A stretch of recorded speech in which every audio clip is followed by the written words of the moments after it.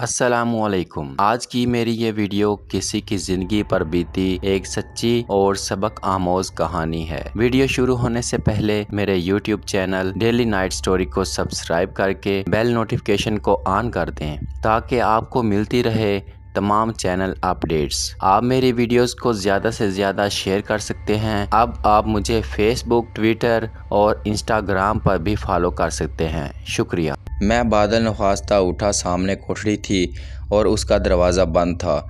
जैसे ही अशरफ ने आगे बढ़कर दरवाज़ा खोला और हमने अंदर कदम रखा तो मेरे कदमों से ज़मीन निकल गई, बल्कि ज़मीन ने मेरे कदम पकड़ लिए।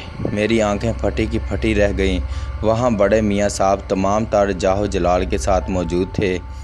मैंने यकीन करने के लिए एक बार फिर उनकी तरफ देखा। उनकी आंखों में सुर्खी थी और वो मुझे दरवाज़ा पर खड़ा देखकर सर तापा कांप रहे थे। उनके करीब वही पिंजरे में बंद मीना ने मेरी आमद पर बुरी तरह फड़फड़ाना शुरू कर दिया और बड़े साफ लफ्ज़ों में कह दिया, प्रदीप प्रदीप तुम आ गए। प्रदीप, राजकुमारी शैला। मैंने अपना दिल पकड़ लिया। सारी बात वाज़ा थी। किले में राजकुमारी की आत्मा और उसके ग़ुलाम और बांदियों की अचानक गुमशुदगी की वजह सामने थी। मियाँ साहब ने अपनी बेपनाह रूहानी ताकतों से मुज़तरब रूहों के इस गिरोह को कैद कर रखा था। मीना जब मुझे देखकर फड़फड़ाई और चीखने चिल्लाने लगी तो मियाँ साहब ने उसे गज़ब की निगाह से देखा। मीना सहम कर खामोश हो गई। मेरी हालत बहुत गैर थी। मैं वहीं गिर पड़ा। याददाश्त में सिर्फ ये अमर महफूज हो गया कि इस वक्त मेरा दिमाग बुरी तरह चकरा गया था और मैं संभलने की कोशिश के बावजूद ज़मीन पर पड़ा था। जब मेरी आंखें खुली तो मैं कोठरी से बाहर सब्ज़े पर बेसुध पड़ा था। अशरफ अली हैरान और परेशान अंदाज से मुझ पर झुका हुआ था और मुझे होश में लाने की तरकीबें कर रहा था। मियाँ साहब की कोठरी के बाहर अब भी बहुत से अकीदतमंद मौजूद थे। उनमें से बेशतर अफराद मुझे मशकूक नज़रों से घूर रहे थे। मैंने बेबसी से कोठरी की सिमत देखा तो वहाँ मुझे अबू हसन और दर शहवार भी नज़र आए। दर शहवार की आंखों में हसरत थी। मैंने जल्दी से नज़रें फेर लीं और अपने मजहल और मंतशर आसाब काबू में करने की कोशिश की। मैं उठ खड़ा हुआ। अब सारी बातें मेरी समझ में आ चुकी थीं। यह सिर्फ मकाम की तब्दीली थी। मियाँ साहब फिर ज़ाहिर हो गए थे और अपने तमाम तर करोफर और जाहो जलाल से खिदमत खलक में मसरूफ़ थे। सब कुछ वही था, सिर्फ मैं उनसे अलहदा हो गया था। इसी वजह से मेरे लिए सब की निगाहों में अजनबियत थी। जब मैं खड़ा हुआ तो मुझे किसी कदरो नदामत का एहसास हुआ, लेकिन दूसरे ही लम्हे मुझे राजकुमारी शैला की फ़रियाद ने बेचैन कर दिया। मैं राजकुमारी के बारे में सोच रहा था कि अशरफ अली ने मेरे चेहरे के तासुरात से अंदाज़ा लगा कर पूछा, शाहिद अली, क्या तुम मियाँ साहब से वाकिफ़ हो? ये एक तवील कहानी है अशरफ अली, मैंने मुख्तसर जवाब दिया। तुम ठहरो, मैं ज़रा मियाँ साहब से मिलकर आता हूँ। रुक जाओ शाहिद अली, अशरफ अली ने मेरे शाने को पकड़कर कहा, तुम्हें नहीं मालूम कि मियाँ साहब ने ही तुम्हें बेहोशी की हालत में अपने हुजरे से बाहर निकलवाया था। मेरा ख्याल है इस वक्त तुम्हारा इनके रूबरू जाना मुनासिब नहीं है। वो तुमसे सख्त बरहम नज़र आते हैं। मैंने अशरफ अली की बात नज़रअंदाज करके कदम बढ़ाए। हजूम की नज़रें मेरे चेहरे पर जमी हुई थीं। मैं तमाशा बना हुआ था। मुझे कोठरी की सिमत जाता देखकर चंद दराज रेश अशखास गुस्से में आ गए बड़े और मेरे रास्ते में हायल हो गए। उनमें से एक ने बड़ी नफ़रत से मुझे मुखातब किया, तुम मियाँ साहब से नहीं मिल सकते, यह उनका हुक्म है, चले जाओ यहाँ से और फिर कभी इधर का रुख न करना। मगर मैं उनसे मिलना चाहता हूँ। मैं इल्तिजा में अंदाज में बोला, साहबजादे, किसी और दर पर कोशिश करो, यहाँ के दरवाज़े अपने लिए बंद समझो। एक दूसरे शख्स ने मुदाखलत की, मगर मेरा कसूर मैंने आहिस्ता से दरियाफ्त किया। मियाँ साहब एक रोशन ज़मीर बुज़ुर्ग हैं। साहबजादे, यकीनन उन्होंने तुम्हारे अंदर छुपा हुआ शैतान भांप लिया है। आज पहला इत्तफ़ाक़ है कि उन्होंने किसी सवाली को दुदकारा है। तुम गालिबन यहाँ किसी नेक इरादे से नहीं आए थे। बेहतर होगा कि वापस चले जाओ और खुदा से अपने इन गुनाहों की माफ़ी मांगो जिनकी शिद्दत महसूस करके इस जलील क़दर बुज़ुर्ग ने तुम्हारे अल्तफ़ात के लायक नहीं समझा। एक पढ़े लिखे शख्स ने नसीहत आमेज़ अंदाज में फरमाइश की। मेरा अजीब आलम था, जहन किसी और फ़ैसले पर नहीं पहुँच रहा था। कभी कुछ सोचता था, कभी कुछ। मुझे सबसे ज़्यादा फ़िक्र राजकुमारी की थी, जिसे यहाँ इस हालत में देखकर मेरी अक्ल खबत हो गई थी। वो मुझसे मिलने के लिए मुस्तरब थी। اور اب میں اسے ہر قیمت پر میاں صاحب کے عتاب سے بچانا چاہتا تھا۔ میاں صاحب کے ارادت مندوں کی دخل اندازی نے مجھے بے بس کر دیا تھا۔ ماں میری نظر پھر کوٹھڑی کی جانب اٹھی۔ وہاں در شہوار کھڑی تھی اور ساسمگی سے مجھے تک رہی تھی۔ اس کے چہرے پر میرے لیے ہمدردی کا جذبہ موجود تھا۔ میری طرف سے نظر ہٹا کر اس نے ابوالحسن سے کچھ کہا اور ابوالحسن نے نفی میں گردن ہلا دی۔ ابوالحسن کے اس انداز پر میری رہی سہی امیدیں بھی ختم ہو گئیں۔ میرا جی چاہا کہ میں ابوالحسن سے جا کر کہوں آپ بھی مجھے بھول گئے، مگر میں نے ان سے کچھ نہیں کہا۔ ابوالحسن سے کوئی گزارش کرنے کے خیال ہی سے مجھے اپنے آپ پر غصہ آیا اور میں چاروں ناچار گردن جھکائے اشرف علی کی طرف چلا گیا، جو ابھی تک حیران کھڑا صورتحال کو سمجھنے کی کوشش میں بری طرح پریشان نظر آ رہا تھا۔ میں قریب گیا تو اس سے پوچھا ماجرا کیا ہے شاہد علی؟ میاں صاحب نے آج سے کوئی 2-3 ماہ پہلے اس بستی میں قدم رکھا ہے۔ اس مدت میں ان کی خانقاہ سے کوئی شخص خالی ہاتھ نہیں گیا۔ پوری بستی میں ان کی بزرگی اور خوش خلقی کے چرچے ہیں۔ جو شخص بھی ان کے پاس جاتا ہے وہ دل سے ان کا مقصد ہو جاتا ہے۔ لیکن تمہارے سلسلے میں محترم بزرگ کا رویہ عجیب تھا۔ ایسا کیوں ہوا شاہد علی؟ مت پوچھو اشرف علی، یہ باتیں تمہاری سمجھ میں نہیں آئیں گی، میں نے ٹھنڈی آب بھر کر کہا۔ اشرف علی مصر ہو گیا، تم ضرور مجھ سے کوئی بات چھپا رہے ہو، مجھے وہ بات بتا کر دل کا بوجھ ہلکا کر لو۔ مجھ سے غلطی ہو گئی اشرف علی، ہمیں وہاں نہیں جانا چاہیے تھا۔ کاش مجھے پہلے سے معلوم ہوتا۔ تم نے دیکھا ہوگا کہ مجھے دیکھ کر پنجرے میں بند ایک مینا نے پھڑپھڑانا شروع کر دیا تھا۔ بس میاں صاحب اس بات پر ناراض ہو گئے، میں نے سپاٹ لہجے میں جواب دیا۔ اشرف علی کی آنکھوں میں حیرت بھر گئی۔ کیا مطلب؟ باخدا میں نہیں سمجھا، ایک پرندے سے تمہارا کیا تعلق؟ تم کچھ بے معنی و مبہم باتیں کر رہے ہو۔ پھر وہ کچھ سوچتے ہوئے بولا، ہاں مجھے یاد آیا، وہ مینا تمہیں دیکھ کر پردیپ پردیپ پکار رہی تھی۔ تم ہندو تو نہیں ہو؟ خدا کے لیے مجھے اس وقت پریشان مت کرو، خاموش ہو جاؤ، میں کچھ سوچنا چاہتا ہوں۔ میں نے اشرف علی کے سوالوں سے بچنے کے لیے یہ واقعات اتنی تیزی سے رونما ہوئے تھے کہ ان گنت وسوسوں اور اندیشوں نے مجھے گھیر لیا تھا۔ واپسی پر میں اپنا قد چھوٹا محسوس کر رہا تھا اور بیزاری سے مذاق خیز انداز میں سر اور ہاتھ ہلاتا جا رہا تھا۔ اشرف علی میری وحشت دیکھ کر خوف زدہ سا تھا اور مجھ سے بار بار سوال کر رہا تھا۔ میں بار بار اسے جھڑک دیتا۔ راجکماری شیلا کی بے بسی کا احساس مجھے خون کے آنسو رلا رہا تھا۔ وہ شیلا جس سے میں نے سب سے زیادہ محبت کی تھی، اب اس کی روح ایک پرندے کے جسم میں قید تھی۔ میں اپنے خیالوں میں سرگرداں اشرف علی کے سوالات سے بچنے کے لیے اس سے کچھ آگے نکل گیا۔ میں نے اپنی رفتار اور تیز کر دی۔ اشرف علی میرے پیچھے پیچھے آ رہا تھا۔ مسجد پہنچ کر میں سیدھا حجرے میں گیا اور نڈھال ہو کر بستر پر گر پڑا۔ چند لمحوں بعد اشرف علی اندر داخل ہوا۔ اس کی سانس پھولی ہوئی تھی۔ وہ ہامتا ہوا بولا، شاہد علی، آج تمہیں بتانا ہی ہوگا کہ تمہارا ماضی کیا تھا۔ میں نے اکثر بے خودی کے عالم میں تمہیں شیلا شیلا پکارتے سنا ہے۔ آج وہ مینا تمہیں پردیپ پردیپ کہہ کر پکار رہی تھی۔ مجھے سچ سچ بتاؤ، یہ سب کیا ہے؟ تم سے میاں صاحب جیسی نیک اور خدا ترس شخصیت نے بھی منہ پھیر لیا، آخر کیوں؟ مولوی اشرف علی، میں نے بگڑ کر کہا، کچھ دیر کے لیے مجھے میرے حال پر چھوڑ دو، میں تم سے وعدہ کرتا ہوں کہ تمہیں سب کچھ بتا دوں گا۔ ابھی میرے دل و دماغ میں اس قابل نہیں کہ میں تمہیں اپنی بد نصیبی کی داستان سنا سکوں۔ مولوی اشرف علی نیک شخص تھا، مجھے الجھا ہوا دیکھ کر خاموش ہو گیا۔ 2 روز گزر گئے۔ مولوی اشرف علی نے متعدد بار اصرار کیا کہ میں اپنا ماضی اس کے سامنے بے نقاب کر دوں، لیکن میں نے اس کی طرف کوئی توجہ نہ دی۔ میں راجکماری شیلا کی آتما کی بازیابی کے منصوبے بنا رہا تھا۔ کوئی ایسی صورت نظر نہیں آتی تھی جس پر عمل کرنا ممکن ہوتا۔ تیسرے دن میرے اندر چھپے ہوئے کسی شخص نے مجھے ایک راہ سجھا دی۔ اس وقت میرے سامنے اشرف علی تھا، جو بہت سادہ اور نیک دل شخص تھا۔ میں نے سوچا اگر میں کسی طرح اسے ہموار کر لوں تو کام بن سکتا ہے۔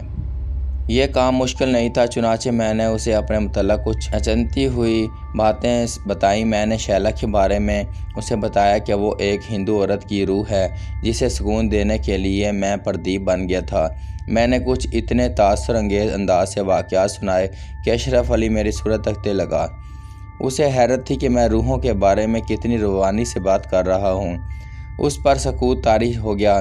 جیسے وہ میری سرگزشت سن کر یقین کرنے اور نہ کرنے کی کیفیت میں مبتلا ہو۔ سنو اشرف علی، میں اعتراف کرتا ہوں، میں نے کہا، میں راجکماری شیلا کے لیے اپنی راہ سے بھٹک گیا ہوں، اپنا مقام اور اپنے مسلک کو بھول گیا ہوں۔ میں نے شیلا سے وعدہ کیا تھا کہ جب تک اس کی بے چین آتما کو قرار نہیں آ جائے گا، میں دنیا کی تمام عبادتوں سے دور ہو جاؤں گا۔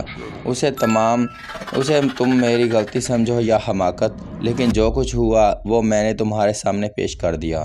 شاہد علی، تم کتنی عجیب باتیں کر رہے ہو۔ ایک روح سے تم نے وعدہ کیا ہے، میری سمجھ میں تو کچھ نہیں آ رہا۔ شاید تم مجھے خوفزدہ کر رہے ہو۔ اشرف علی نے معصومیت سے کہا، نہیں اشرف علی، یہ سب سچ ہے۔ میں نے روحانی اور ماورائی قوتوں کے بارے میں تمہیں بہت سرسری سی باتیں بتائی ہیں۔ اس عالم میں رنگ بو میں ان لوگوں کی تعداد بہت کم ہے جن کی آنکھیں ماورائی ادراک دیکھنے پر قادر ہوتی ہیں۔ یہ خوبی بڑی ریاضت کے بعد آتی ہے۔ عبادت گزار شخص ایک ایسا پہلوان ہو جاتا ہے جس کے تمام حواس ہر اعتبار سے عام آدمیوں کے حواس سے قوی اور مختلف ہو جاتے ہیں۔ میں نے بھی کچھ سیکھا ہے، کچھ ریاض کیا ہے، لیکن میں غالباً اس کا متحمل نہیں ہو سکا۔ میں نے ایک مؤثر تقریر کی جو اشرف علی نے خاموشی اور حیرت سے سنی۔ جب میں خاموش ہوا تو اس نے کہا، شاہد علی، تم نے بہت برا کیا جو ایک روح کی خاطر اپنے مسلک کے دور کر گئے۔ اب میاں صاحب کی ناراضگی کی وجہ میری سمجھ میں آ چکی ہے۔ میں سمجھتا ہوں اب بھی وقت ہے کہ تم سلامتی کی راہ پر آ جاؤ۔ خداوند کریم کی ذات بابرکت تم پر یقیناً مہربان ہوگی، اور کیا عجب کہ تم اپنا کھویا ہوا مقام دوبارہ حاصل کر لو۔ مجھے اپنی غلطیوں کا احساس ہے، میں نے اشرف علی کو اکھڑتا دیکھ کر ندامت سے کہا، لیکن میں نے ایک روح سے وعدہ کیا تھا، وہ روح جسے مجھ سے عشق ہے۔ میرے لیے اب دو ہی صورتیں ہیں، یا تو میں اپنی بقیہ زندگی گمراہی میں گزار دوں اور گناہوں کا بوجھ اٹھائے دنیا سے رخصت ہو جاؤں، یا پھر شیلا کو میاں صاحب سے حاصل کر کے اس کی آتما کو آزاد کراؤں۔ اگر میں نے اپنا وعدہ پورا نہ کیا تو مجھے سکون نہیں ملے گا، اور سکون نہ ملا تو میں منتشر رہوں گا۔ میں عبادت ضرور کروں گا، مگر تم سمجھ سکتے ہو کہ ذہنی انتشار کی عبادت کیسی عبادت ہوگی۔ میرا دل تو کہیں اور رہے گا۔ جب میں نے دیکھا کہ اشرف علی نے شیلا کے واقعات سے کوئی خاص اثر قبول نہیں کیا ہے تو میں نے مبالغے سے بھی گریز نہیں کیا۔ میں نے اسے کچھ جھوٹی باتیں بھی بتائی اور کہا کہ کیا ایک مسلمان کو اپنے وعدے سے منکر ہونا جانا چاہیے؟ کیا میں یوں ہی خاموش ہو کر بیٹھ جاؤں؟ شاہد علی، ایک مسلمان کی حیثیت سے میں تمہیں دوسرے راستے پر چلنے کی تلقین کروں گا۔ اگر تم نے نیک نیتی اور سچے دل سے توبہ کر لی تو یقیناً جانو خدا تمہیں معاف کر دے گا۔ ہاں، تمہاری بات درست ہے، لیکن یہ اسی طرح ممکن ہے کہ تم میری کچھ مدد کرو۔ میں تم سے ایک کام لینا چاہتا ہوں۔ مجھے یقین ہے اگر تم میاں صاحب کے پاس جا کر ان سے مینا کا پنجرہ طلب کرو تو وہ تمہیں مایوس نہیں کریں گے۔ میں نے سرگوشی کے انداز میں کہا، لیکن میں یہ اشرف علی انکار پر مصر تھا۔ میں نے اس کے ہاتھ پکڑ لیے اور اسے مجبور کیا کہ وہ اس معمولی سے کام کے لیے آمادہ ہو جائے۔ اشرف علی مجھے صبر و سکون کی تلقین کرتا رہا، لیکن میں بضد رہا۔ پھر میں اپنی گفتگو کو ایک ایسے موضوع پر لے گیا جہاں اشرف علی کوئی فیصلہ کر سکتا تھا۔ میں نے بہت سے جھوٹ بولے، مبالغے کیے، حاشیہ آرائی سے کام لیا، اور آخر اشرف علی میری قوت بیان سے متاثر ہو گیا اور اس نے بادل نخواستہ پنجرہ لے کر آنے کے لیے آمادگی ظاہر کر دی۔ وہ رات میں نے امید و پہم کی کیفیتوں میں گزاری۔ مجھے اپنی کامیابی کا یقین نہیں تھا۔ میاں صاحب دلوں کا راز پڑھنے کی قوت رکھتے تھے۔ مستقبل کی باتیں ان پر آشکار ہو جاتی تھیں۔ مجھے اندیشہ تھا کہ میرا یہ فریب بھی ان سے مخفی نہیں رہ سکے گا، لیکن اس کے سوا اور کوئی صورت ہی نہیں تھی۔ ڈوبتے کو تنکے سہارا کے مصداق میں نے اپنی امید کا چراغ تیز ہواؤں کی زر و نزاد پر روشن کرنے کی کوشش کی تھی۔ مجھے ایک موہوم سی امید تھی کہ میاں صاحب شاید اشرف علی کی درخواست رد نہ کریں۔ صبح فجر کی نماز کے بعد مولوی اشرف علی میاں صاحب کی طرف روانہ ہو گیا۔ اس کے جاتے ہی میرے اعصاب میں جوار بھاٹے کی کیفیت پیدا ہو گئی۔ ایک لمحہ کامیابی کی بشارت لے کر آتا تھا تو دوسرا لمحہ مایوسی کی پیشن گوئی کر دیتا تھا۔ مجھ سے حجرے میں انتظار نہیں کیا گیا۔ میں مسجد سے باہر ٹہلنے لگا۔ آخر خدا کر کے دور سے اشرف علی آتا دکھائی دیا۔ میں بے تحاشا بھاگ کر اس کے پاس پہنچ گیا۔ मौलवी अशरफ अली मीना का पिंजरा लिए मेरे सामने खड़ा था। मैंने झपट कर उसके हाथ से पिंजरा उस तरफ इस तरह उचक लिया जैसे मुझे ख़तरा हो कि कहीं अशरफ अली उसे दोबारा वापस ना ले जाए। उसने मेरा दीवानापन देखकर थके हुए लहजे में कहा, खुदा तुम्हें ईमान की रोशनी से सरफराज करे शाहिद अली। मियाँ साहब से यह पिंजरा हासिल करने में जो दुश्वारी पेश आई है वो मेरा ही दिल जानता है। मैं तुम्हारे हक़ में दुआ करूँगा, लेकिन तुमने मुझसे गलत बयानी से काम लिया, इसका मुझे दुख है। मैंने चौंक कर वजाहत तलब नज़रों से अशरफ अली को देखा। वो अफसरदा लहजे में बोला, इस मीना ने मुझे मियाँ साहब की मौजूदगी में ख़ुद अपनी ज़बान से तमाम बातें बता दी हैं। तुमने मुझसे बहुत झूठ बोला है शाहिद अली। अगर तुम साफ गोई से काम लेते तो भी मैं तुम्हारा काम कर देता। हाँ, मुझे एतराफ़ है अशरफ अली कि मैंने तुमसे कुछ गलत बयानी से काम लिया था। मैंने हंस कर कहा, मुझे माफ़ कर दो। मुझे यकीन था कि अगर मैं तुमसे हकीकत हाल का इजहार कर देता तो शायद तुम भी मुझसे वही सलूक करते जो मियाँ साहब ने किया था। बहरहाल मैं तुम्हारा शुक्रगुजार हूँ कि तुम मेरे काम आए। मैं बड़ी सच्चाई से अर्ज़ करूँ कि इस वक्त मुझे ख़ुद अपना लबो लहजा नफ़रत के काबिल महसूस हो रहा था। अशरफ अली को यकीनन इस रवैये की तवक्को नहीं थी, लेकिन अब मेरे पास गुज़री हुई गलतियों की तरफ तवज्जो करने का वक़्त ही नहीं था। मैं राजकुमारी शैला को पा लेने के बाद अब अशरफ अली की नागवारी भी खुशी से बर्दाश्त कर रहा था। मैं पिंजरा हाथ में थामे तेज़ी से हुजरे में दाखिल हुआ और पिंजरे को अपनी आगोश में भर कर बोला, आखिर तुम मुझे मिल ही गई। देखो तुम्हारा प्रदीप तुम्हारे पास है, अब मुझे तुमसे कोई जुदा नहीं कर सकता। मैं वारफ्तगी और सरमस्ती के आलम में न जाने क्या क्या कहता और राजकुमारी से अपनी वालिहाना मोहब्बत की तजदीद करता रहा। वीरान किले में पेश आने वाले बेपनाह इश्क की यादें फिर से ताज़ा हो गईं, लेकिन मीना बंद पिंजरे में महज फड़फड़ाती रही। उसने जवाब में कुछ भी ना कहा। मुझे इसकी खामोशी बड़ी गिरां गुजर रही थी। जब वो बहुत देर तक कुछ ना बोली तो मैं ज़च होकर बोला, शैला तुम खामोश क्यों हो? मैं प्रदीप हूँ। क्या मुझे हासिल करके तुम्हें कोई खुशी नहीं हुई? मैं मुसलसल कई रोज़ तक वीरान किले में तुम्हारे लिए भूखा प्यासा तड़पता रहा हूँ। मुझे आवाज़ दो, मेरे कान तुम्हारी दिलनशीन आवाज़ सुनने के लिए बेताब हैं। मीना ने बेपरवाही से पिंजरे की जालियाँ काटनी शुरू कर दी। वो ऐसी बेनियाज थी जैसे उसने कुछ सुना ही नहीं। वो मुझसे बेहद खाइफ और सहमी हुई नज़र आ रही थी। उसकी खामोशी से मेरे सब्र का पैमाना झलक उठा। मैंने पिंजरे को ज़ोर ज़ोर से झंझोड़ दिया। बोलो राजकुमारी शैला, क्या तुम्हें मेरी हालत पर तरस नहीं आ रहा है? तुम्हें अपने अरूप देवता की कसम मुझे प्रदीप कहकर पुकारो, मुझसे बातें करो। मीना पिंजरे में इधर उधर चकराती रही। मैं हलक फाड़ फाड़ कर उसे आवाज़ें देता रहा। मुझ पर शदीद मायूसी का गलबा था। अचानक मुझे ख्याल आया कि कहीं मियाँ साहब ने अपनी रूहानी क़ुव्वतों के ज़रिए पिंजरा देते वक्त राजकुमारी के रूह को किसी और जगह तो मुकीद नहीं कर दिया। यकीनन ऐसा ही हुआ है। अशरफ अली ने इनसे मीना तलब की। उन्होंने उसकी दरख्वास्त कबूल फरमा ली और मीना उसके हवाले कर दिया, वरना राजकुमारी तो मियाँ साहब की मौजूदगी में भी मुझे देखकर बेख्तियार पुकारने लगी थी। भला इस वक्त क्यों खामोश है? मेरा शुबा रफ्ता रफ्ता यकीन में तब्दील हो गया। अशरफ अली दरवाज़े पर खड़ा मेरी मजनूनाना हरकतों पर अंगश्त बदना था। मैं नाकामी और मायूसी के एहसास से मगलूब होकर झिला था और मैंने इसी झलझलाहट में मीना का पिंजरा दूर फेंक दिया। फिर मैंने अशरफ अली का गिरबान पकड़कर झंझोड़ा और चिल्लाया, अशरफ अली, मियाँ साहब ने मेरे साथ बड़ी ज़्यादती की है और इस ज़्यादती में तुम भी उनके बराबर शरीक हो। मैं तुम्हें ज़िंदा नहीं छोड़ूंगा। मेरी बात का सही जवाब दो, शीला कहाँ है? मेरा जुनून इंतहा को पहुंच गया। अशरफ अली मेरे शिकंजे में जकड़ा हुआ लर्ज़ रहा था। मैं उसके गले में अपनी गिफ्ट को मजबूत करता रहा। फिर अचानक मैंने उसे एक झटका देकर हुजरे के पुख्ता फर्श पर पटक दिया और गुस्से से पैर पटकता हुआ मस्जिद से बाहर निकल गया। मेरा रुख मियाँ साहब की क़यामगाह की तरफ था। मैं राजकुमारी के बारे में मियाँ साहब से कोई फ़ैसला करने और उसे हर सूरत में हासिल करने के लिए मस्जिद से निकला था। मैंने अपने तौर पर यह तय कर लिया था कि मैं शैला की खातिर मियाँ साहब के तमाम परिंदे जलाकर खाक कर दूंगा। मैं इस जलील ज़िंदगी से तंग आकर मौत को गले लगाने पर भी आमादा हो चुका था। कुछ दूर तक मैं तेज़ तेज़ चलता रहा। फिर मैंने भागना शुरू कर दिया।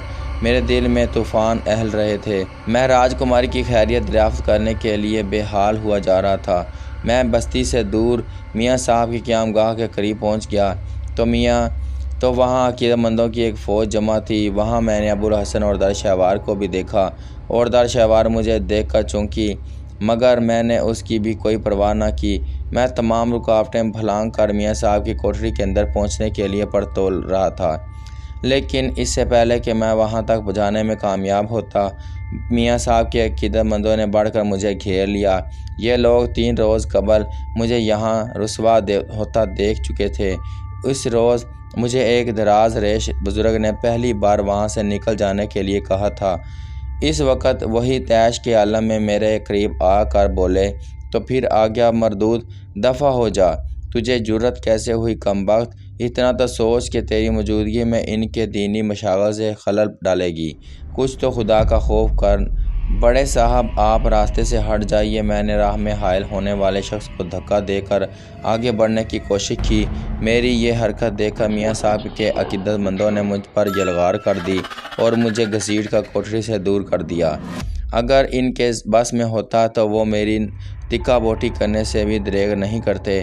مجھے اپنی پہاڑی کا ایک گزرا ہوا واقعہ یاد آ گیا، جہاں میرا ایک عقیدت مند غصے میں ایک انسپکٹر کے گلے پڑ گیا تھا۔ مجھے اس بات کا احساس تھا کہ ایسی جگہوں پر کشت و خون پسند نہیں کیا جاتا، اس لیے میاں صاحب کے عقیدت مند آخر وقت تک اس سے بچنے کی کوشش کریں گے۔ میں نے ایک بار پھر زور آزمائی کی اور انہوں نے ایک بار پھر مجھے حقارت سے دور کر دیا۔ وہ مجھ سے سخت برہم اور مشتعل نظر آ رہے تھے۔ میں نے وہاں خود کو بے دست و پا محسوس کیا اور بے بسی سے کوٹری کی طرف دیکھا، اور در شہوار میری رسوائی کا یہ منظر خاموشی سے دیکھ رہی تھی۔ اس کی نظریں مجھ سے چار ہوئیں تو وہ کچھ سوچ کر میاں صاحب کی کوٹری میں داخل ہو گئی۔ مجھے اختلاج ہونے لگا۔ مجھے یقین تھا کہ وہ میاں صاحب کی خدمت میں میری بازیابی کی اجازت حاصل کرنے کے ارادے سے گئی ہے۔ میں حجرے سے دروازے پر نظریں جمائے رہا۔ چند لمحوں بعد در شہوار واپس آئی۔ اس کا چہرہ بجھا بجھا سا تھا، اس کی خوبصورت آنکھوں سے حسرت عیاں تھی۔